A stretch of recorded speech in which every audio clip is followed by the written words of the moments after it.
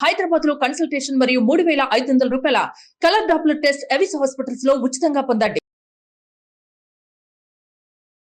ప్రస్తుతం మనతో పాటు ఉన్నారు గతంలో టీటీడీ ఈవోగా పనిచేసినటువంటి ఎల్వి సుబ్రహ్మణ్యం ఐఏఎస్ గారు. ఒకసారి ఆయనతో మాట్లాడదాం. లడ్డూ ప్రసాదం కల్తీ జరిగిన దానిపై ఆయన ఏమంటారో ఒక్కసారి చూద్దాం. సార్ నమస్తే అండి. నమస్కారం.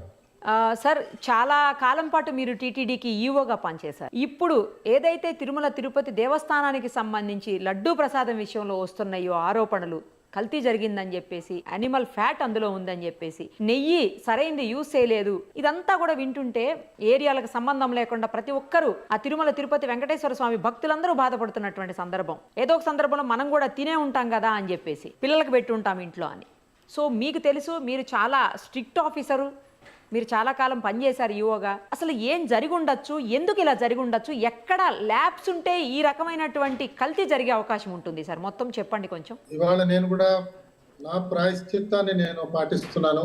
ఇవాళ పొద్దున్న జూబ్లీ హిల్స్ లో ఉన్న వెంకటేశ్వర స్వామి గుడికి వెళ్ళి మనసారా వారిని ప్రార్థించి మనందరినీ కూడా క్షమించి, జరిగిన అపరాధానికి స్వామివారి కోపం రాకపోవచ్చు కానీ ఆయన పరివారానికి కోపం వస్తుంది. మన నిత్య జీవితంలో కూడా చూస్తుంటాం. ఎండి గారికి ఎప్పుడు కోపం రాదు కానీ ఎండి గారు ఆఫీస్ లో పనిచేస్తున్న మేనేజర్ గారికి కోపం వస్తుంది. ఆ విధంగా స్వామివారి కోపం రాకపోవచ్చు కానీ ఆయన చుట్టూతా ఉన్న పంచభూతాలు తప్పకుండా ఆగ్రహం చెందుతాయి.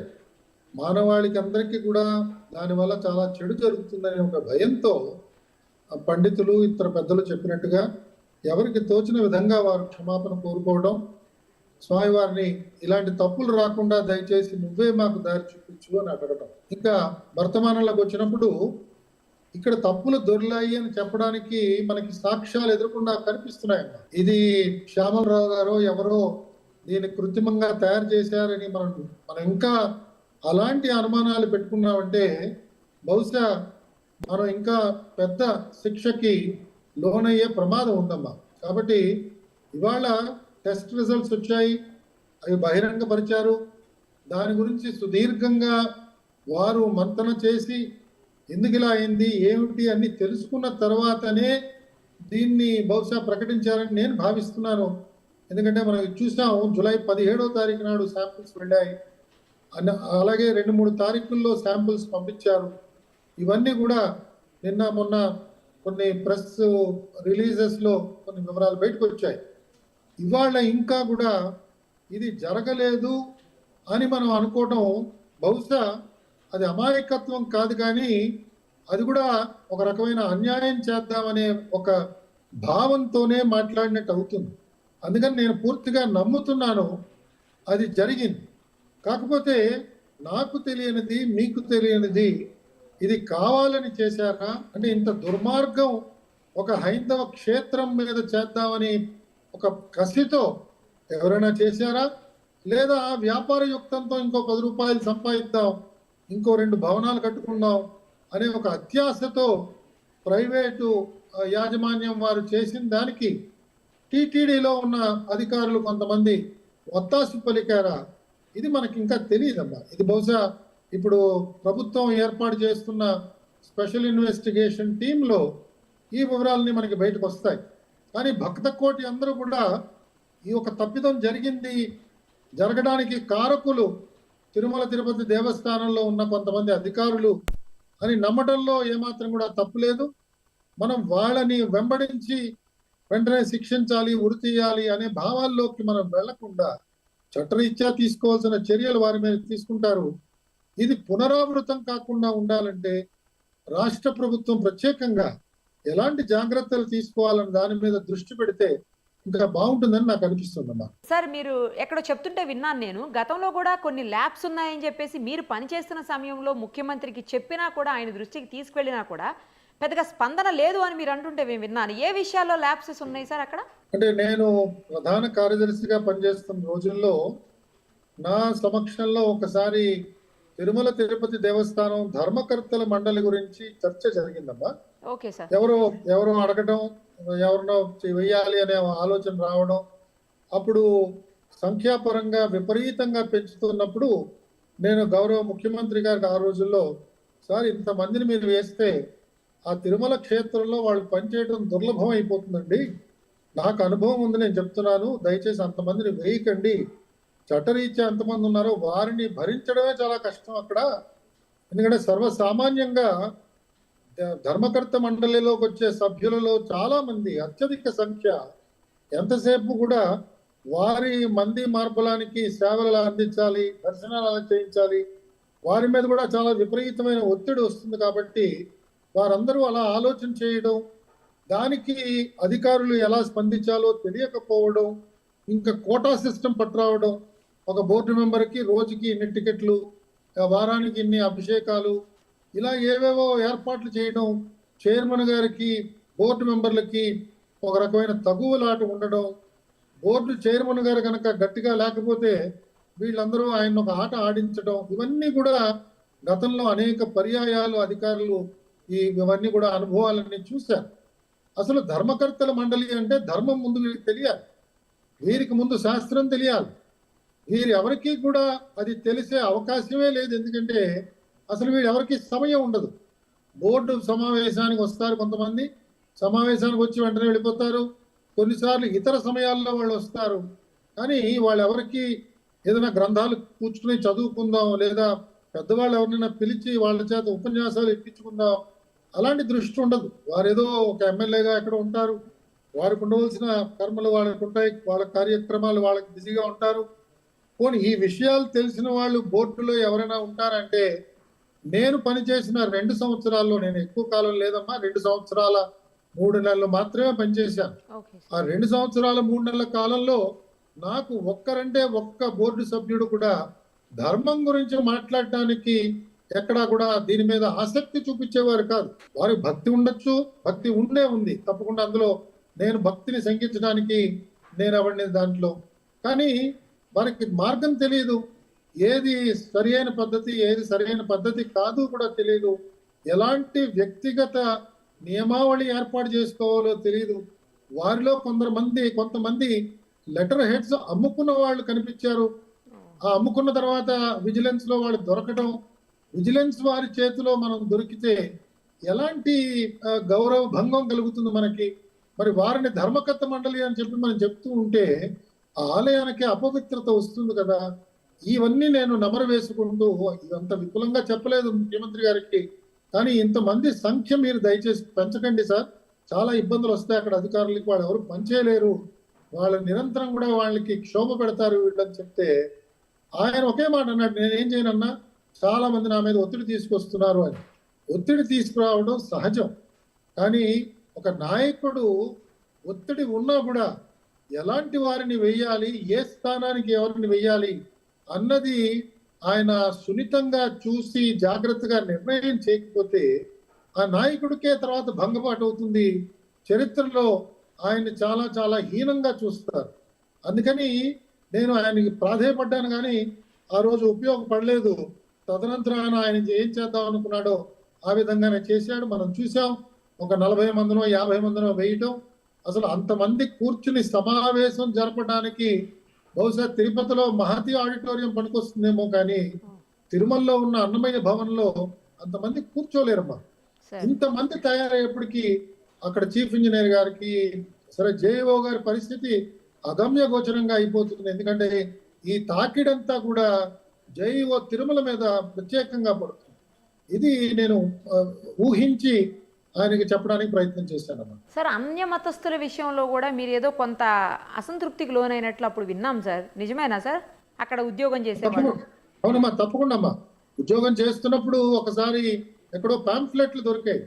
పాంఫ్లెట్లు దొరికితే ఆ పాంఫ్లెట్లను వెంటనే ఎంక్వైరీ చేసి ఎవరు వేసి ఉంటారా అని కొంతమంది మీద అనుమానాలు పడి వాళ్ళ మీద ఏదో ఎంక్వైరీలు, చర్యలు తీసుకోవడం ప్రారంభించాం. దురదృష్టవశాత్తు మనకేమవుతుందంటే ఉద్యోగస్తుల్లో కొంతమందికి వాళ్ళ సర్వీస్ రిజిస్టర్లో హిందువులు అని రాసి ఉంటుంది, కానీ కాలాంతరాన వాళ్ళకున్న ఆకర్షణలు కావచ్చు, వారి జ్ఞానం కావచ్చు, ఏదేమైనా కూడా వారు మత మార్పిడికి లోనైనప్పుడు వారిని తిరుమల తిరుపతి దేవస్థానం లేదా మన దేవాలయాల్లో, హిందూ దేవాలయాల్లో వారికి ఉద్యోగం నుంచి వారిని వెంటనే తీసేయగలిగే అధికారం చట్టరీత్యా వెంటనే చేయవలసిన ఆవశ్యకత ఉన్నది. ఇది నేను అప్పట్లో చెప్పాను, సర్కులర్ కూడా ఇచ్చాం.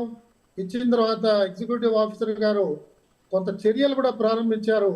బట్ ఆ చర్యలు ఇంకా తుది రూపానికి ఇంకా నోచుకోలేదని చెప్పి నేను వింటున్నానమ్మా. కాబట్టి ఇదొక పెద్ద సమస్య. ఎండోమెంట్ డిపార్ట్మెంట్ లో కూడా ఇది ఒక పెద్ద సమస్య. నాకు తెలుసు ఒకళ్ళిద్దరు ఆఫీసర్లు నేను శ్రీశైలంలో చూశాను. వాళ్ళు కన్వర్టెడ్ పీపుల్. వాళ్ళకి అసలు అంటే వినయంగా ఉంటారు.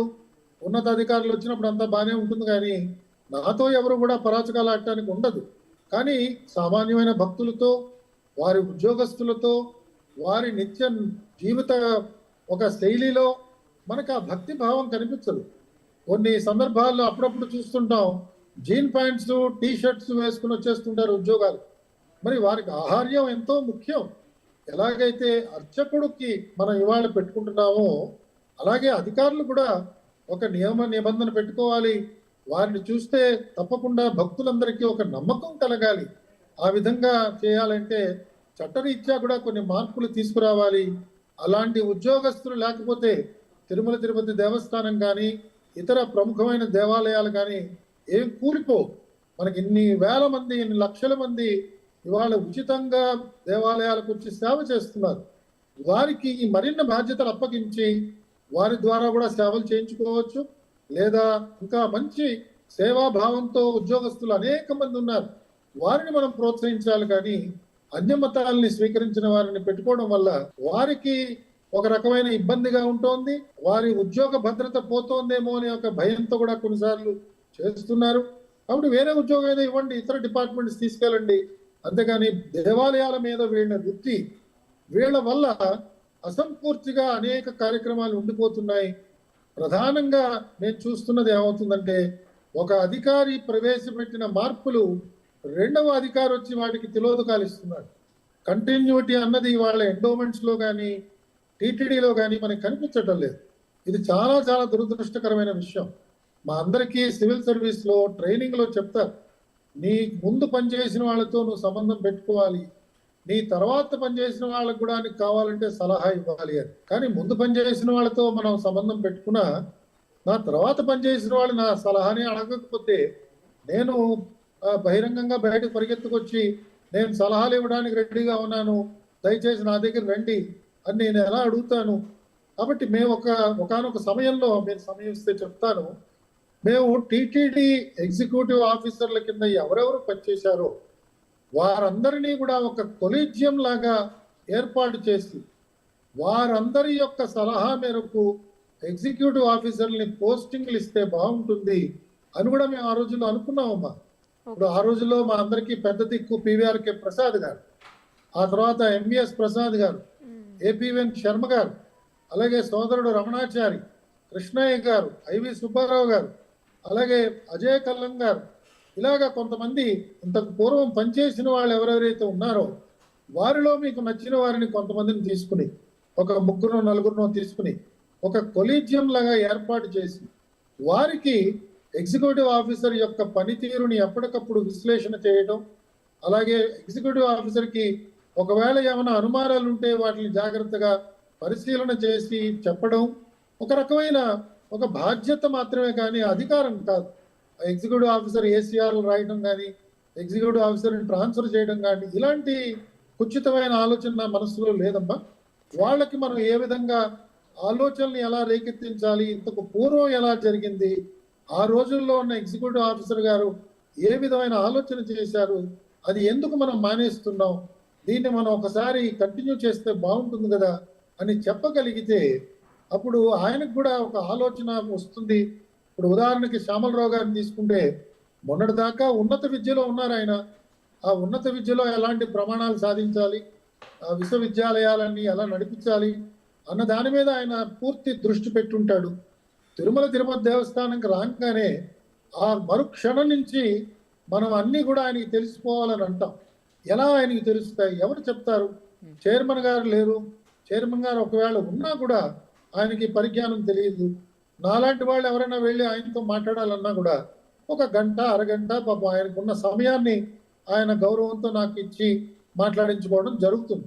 కానీ ప్రతిరోజు ఒక సంఘటన జరుగుతుంది, ప్రతిరోజు ఒక అనుభవం వస్తూ ఉంటుంది. ఎవరిని ఎక్కడ ఏర్పాటు చేయాలి, ఏ అధికారికి ఏ బాధ్యత ఇవ్వాలి, దాని మీద కూడా కొన్నిసార్లు తప్పుడు సూచనలు వారికి అందే ప్రమాదం ఉంటుంది. రాజకీయ లబ్ధి కోసం కొన్ని పోస్టుల్లో కొంతమంది వచ్చి కూర్చుంటుంటారు. వాళ్ళ వల్ల చాలా సమస్యలు వస్తుంటాయి. ఇవాళ ప్రస్తుతం తిరుమల తిరుపతి దేవస్థానంలో అదొక పెద్ద వివాదం కింద మారిపోయింది. ప్రతిసారి సోషల్ మీడియాలో చదువుతున్నప్పుడు పాత రోజుల్లో ఉన్న వాళ్ళే ఇంకా ఉన్నారు, వాళ్ళే ఇంకా ఆధిపత్యాన్ని చెలాయిస్తున్నారు అని దీని మీద విశేషంగా అనేక మీడియా పోస్టులు వస్తున్నాయి. కాబట్టి వీటి మీద ఈఓ గారికి అవగాహన రావాలన్నా, జాయింట్ ఈఓ గారు అలాగే ప్రస్తుత అడిషనల్ ఈఓ గారు వారికి అవగాహన రావాలన్న సమయం ఏర్పడుతుంది. ఈ సమయంలో వారి కింద ఉన్న ఉద్యోగస్తులు ఏ విధమైన వారు, వారి శీలం ఎలాంటిది, వారు ఎంత నిర్భయంగా వీరికి చెప్పగలరు, ఇవన్నీ కూడా కొన్నిసార్లు ఒక లాటరీ టికెట్ లాగా ఉంటుంది. కాబట్టి అది కొన్ని తీవ్రమైన సమస్యలకు కూడా దారి తీస్తుందన్నమాట. ఇది నాకున్న ఆలోచన కొలీజియం లాగా ఏర్పాటు చేయాలి. ఇంకొక నిమిషం మీ సమయం తీసుకుంటాను. ఉదాహరణకి గతంలో పలమనేరులో మేము మన దేశవాళీ ఆవులతో ఒక పెద్ద డైరీ ఫార్మ్ ఏర్పాటు చేసుకుని మనకి కావలసిన పాలు, మనకి కావలసిన నెయ్యి మనమే ఉత్పత్తి చేసుకుంటే బాగుంటుంది కదా అని ఆ రోజుల్లో పావులు కదపడం జరిగింది. చాలా మంచి ఆలోచన. నేను చెప్పేది 2011, 2013 ఆ సమయంలో. ఆ రోజుల్లో పలమనేరులో ప్రభుత్వ భూములు కొంత ఇచ్చారు. ఫారెస్ట్ డిపార్ట్మెంట్ దగ్గర ఉన్న రెవెన్యూ ల్యాండ్స్ కొన్ని ట్రాన్స్ఫర్ చేశారు. ఆ ల్యాండ్స్ అన్ని నేను వెళ్ళి సూపర్వైజ్ చేసి అవన్నీ ఇన్స్పెక్ట్ చేసి చాలా బాగుంటుంది, బెంగళూరు రోడ్ లో ఉంది, బెంగళూరుకి ఎగ్జాక్ట్ గా 100 కిలోమీటర్స్ దూరం, ఇక్కడ పెడితే బాగుంటుంది. అలాగే ఆ దారంబడే పోతున్న భక్తులకి అక్కడెక్కడైనా కొంత నివాస స్థలం కూడా ఏర్పాటు చేస్తే ఆ భక్తులు వచ్చి ఆ గోసేవలో కూడా వాళ్ళు పాల్గొంటారు. అలాగే తిరుమల దేవాలయాల్ని విచ్చేస్తున్న పుణ్యపురుషులు, పీఠాధిపతులు వారందరూ కూడా వారు బస చేయడానికి వారికి కావాల్సిన పర్ణశాలలు అక్కడ కొన్ని పెడితే వారు కూడా వచ్చి అక్కడ ఉండొచ్చు. కొన్నిసార్లు చాతుర్మాస దీక్ష వారు అక్కడ చేయొచ్చు అని ఇలాంటి కొన్ని ఆలోచనలు ఆ రోజులో చేశాం. బట్ దాని తర్వాత మళ్ళీ ఆలోచన ఏమైందో ఎవరికి తెలియదు. సో ఈ కంటిన్యూటీ లేకపోవడం వల్ల కూడా తిరుమల తిరుపతి దేవస్థానం లాంటి సంస్థల్లో రావలసిన మార్పు రావట్లేదు. కొన్నిసార్లు భక్తులకి దీనివల్ల తీవ్రమైన ఆందోళన కూడా చెందుతున్నారమ్మా. సార్ ఒక్క విషయం చెప్పండి, ఏంటంటే ఇప్పుడు ఈఓగా మీరు ఎప్పటికప్పుడు చెకింగ్స్, అంటే నాణ్యమైన నెయ్యి వెళ్తుందా, కరెక్ట్గా వెళ్తుందా, లేకపోతే మధ్యలో ఎవరన్నా కల్తీ చేస్తున్నారా, లేకపోతే అసలు రావడమే కల్తీగా వస్తుందా, దీన్ని ల్యాబ్కు పంపించడం, టెస్ట్ చేయటం, ఇలాంటివన్నీ కూడా ఈఓల పర్యవేక్షణ జరుగుతాయి అండి, లేకపోతే అసలు ఈఓలు ఏమి ఇన్వాల్వ్ గారా? అంటే పర్యవేక్షణ చేయడానికి వివిధ స్థాయిల్లో అనేక మంది అధికారులు ఉన్నారమ్మా. Right sir. మనకి పోటూలో ఒక ఏఈఓ ఉంటారు, పోటూరు ఆయన చూస్తూ ఉంటాడు. జేఈఓ గారు అక్కడే ఉంటాడు, ఆయన తిరుమల క్షేత్రంలోనే ఆయన హెడ్ క్వార్టర్స్. వీళ్ళిద్దరికీ కూడా ప్రధానమైన బాధ్యత. ఇది కాకుండా పోర్టు వర్కర్స్ అందరికీ కూడా వారు ఒక క్షణంలో చెప్పేయగలుగుతారు, నెయ్యిని చూసి దీంట్లో ఎలాంటి నాణ్యత ఉన్నది అని చెప్తారు. కానీ శాస్త్రీయంగా అసలు నెయ్యి ఎలా ఉన్నది, దాని శాంపుల్స్ని తీయడం, పరీక్షలకు పంపించడం, ఇవన్నీ జరుగుతూ ఉంటాయి. కానీ బహుశా ఆశించిన ప్రమాణాల్లో జరగడం లేదు. ఎందుకంటే మాకు సొంత ల్యాబ్ లేదు. ఆ ల్యాబ్ పెట్టడంతోనే సరిపోదు, కానీ ఆ ల్యాబ్ చాలా జాగ్రత్తగా నిర్వహణ చేయాలి. నేను మెడికల్ అండ్ హెల్త్ డిపార్ట్మెంట్ లో పనిచేశాను, నాకు అనుభవం ఉన్నది. ప్రభుత్వం నడిపిస్తున్న మెడికల్ ల్యాబ్స్ లోనే వాళ్ళ చాలా సమస్యలు వస్తున్నాయి. నాకు జ్ఞాపకం, కరీంనగర్ జిల్లాలో ఒకసారి అందరికీ ప్లేట్లెట్లు సరిపోవట్లేదని చెప్పి పెద్ద బీభత్సం అయిపోయింది. ఎంత పెద్ద సమస్య అయిందంటే ఆ రోజుల్లో సందీప్ సుల్తానియా అని చెప్పి కలెక్టర్ ఉండేవాడు. ఆయన కరీంనగర్ లో ఉన్న ఇండోర్ స్టేడియంలో ఒక 100 పడకలు వేసి ప్రతిరోజు ఒక 100 మంది యువతలను తీసుకొచ్చి యువకుల్ని వాళ్ళందరి దగ్గర ప్లేట్లెట్స్ డొనేట్ చేయించి సరఫరా చేసేవాళ్ళు. ఇది ఈ ప్రహసనం ఒక 2 వారాలు జరిగిన తర్వాత మేము గ్రహించింది ఏమిటంటే ఆ ప్లేట్లెట్లు టెస్ట్ చేసే మెషిన్ క్యాలిబ్రేట్ చేయలేదు. దాంతో ఆ మెషిన్ లో ఉన్న లోపం వల్ల మాకు నాణ్యత ప్రమాణాలు పడిపోయినాయి. దానివల్ల మేము ప్లేట్లెట్ కౌంట్ చెక్ చేయడం కూడా తప్పుగా చేస్తున్నాం. చూడండి, ఒక జిల్లా స్థాయిలో ఉన్న ఒక లాబొరేటరీలో ఇలాంటి సమస్యలు వస్తున్నాయి. మనం చాలా తేలిగ్గా బెస్ట్ ప్రాక్టీసెస్ పెట్టచ్చు కదండి అని మనం వెంటనే సలహాలు ఇవ్వచ్చు. కానీ ఎంత బెస్ట్ ప్రాక్టీసెస్ పెట్టినా దాన్ని ఆచరించడానికి కావలసిన ఉన్నత ప్రమాణాలతో ఉద్యోగాలు చేయగలిగే ఉన్నతాధికారులు మనకు కావాలి. మనం అంతమందికి జీతాలు ఇచ్చి పెట్టుకోలేం. ఓకే. ఒక పక్క ప్రభుత్వం యొక్క వాదన ఏమిటంటే అడ్మినిస్ట్రేటివ్ కాస్ట్ తగ్గాలి అని ఈ నినాదంతో మన రాష్ట్రంలో మనం ప్రత్యేకంగా గత 15 సంవత్సరాల నుంచి కూడా అనేక పోస్టులు నింపలేదు, అనేక మందికి ప్రమోషన్లు ఇవ్వడం లేదు, అనేక మందికి రిక్రూట్మెంట్ చేసుకోవట్లేదు. కాబట్టి తిరుమల తిరుపతి దేవస్థానం రేపు ఒక ల్యాబ్ పెట్టినా కూడా దాన్ని ఎలా మేనేజ్ చేయాలన్నది ఒక తీవ్రమైన సమస్య. దాన్ని జాగ్రత్తగా పరిశీలన చేయకపోతే అక్కడ స్థానికంగా ఉన్న వాళ్ళు ఇంకా వాళ్ళకి ఇబ్బంది లేదని చెప్పి ఆ రకమైన పనితీరు కూడా చూపిస్తే దానివల్ల కూడా సమస్యలు వస్తాయి. కాబట్టి ల్యాబ్కు పంపించడం అన్నది ఒక ప్రక్రియని చాలా జాగ్రత్తగా శ్యామలరావు గారు చాలా సంతోషంగా ఈరోజు ఆయన దాన్ని జాగ్రత్తగా చేయిస్తున్నారు. ఈ ఒరవడి మళ్ళా జారిపోకుండా భవిష్యత్తులో కూడా ఈ విధంగా చేస్తూ పోతే నాణ్యత ప్రమాణాలు తగ్గకుండా మనకి నెయ్యి సరఫరా జరుగుతుందని భావిస్తున్నానమ్మా. ఇలాంటి వాళ్ళ సలహాలు సూచనలు కూడా తీసుకొని ఇలాంటి విషయాల్ని అధిగమించాలి, ఇంకోసారి ఇలాంటి జరగకుండా చూసుకోవాలి అని చెప్పేసి మనస్ఫూర్తిగా కోరుకుంటున్నాను sir. Thank you so much. తప్పకుండా అమ్మా. నమస్కారం గోవిందా.